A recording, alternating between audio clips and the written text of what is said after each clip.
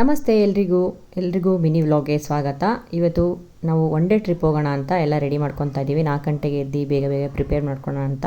One day trip ಅಂತಂದರೆ ಮಾಮೂಲಿ ಬೆಳಿಗ್ಗೆ ಹೋಗಿ ಸಂಜೆ ಬರಬೇಕಲ್ವಾ, ಬೇಗ ಹೋದಷ್ಟು ಟೈಮ್ ಚೆನ್ನಾಗಿ ಸ್ಪೆಂಡ್ ಮಾಡಿ ವಾಪಸ್ ಬರ್ಬೋದು ಅಂತ ಹೇಳ್ಬಿಟ್ಟು ಹೋಗೋಣ ಅಂತ ಹೇಳ್ಬಿಟ್ಟು ಬೇಗ ಎಲ್ಲ ರೆಡಿ ಆಗ್ತಾ ಇದ್ದೀವಿ.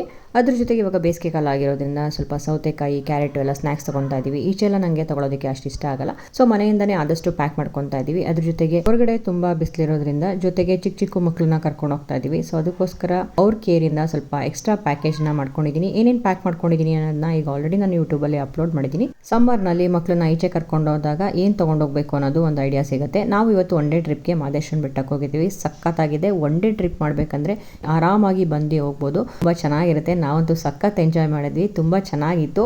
ಜೊತೆಗೆ ಪುಟ್ ಮಕ್ಕಳಿದ್ರು ನಮಗೆ ಯಾವುದೇ ರೀತಿ ರಿಸ್ಕ್ ಅನ್ಸಿಲ್ಲ. ಆರಾಮಾಗಿ ಹೋಗಿ ಆರಾಮಾಗಿ ಬಂದ್ವಿ. ಒನ್ ಡೇ ಟ್ರಿಪ್ಗೆ ಒಳ್ಳೆ ಜಾಗ ಅಂತ ಹೇಳ್ಬೋದು. ತುಂಬ ಎಕ್ಸೈಟಿಂಗ್ ಆಗಿ ಕೂಡ ಈ ಟ್ರಿಪ್ ಇತ್ತು.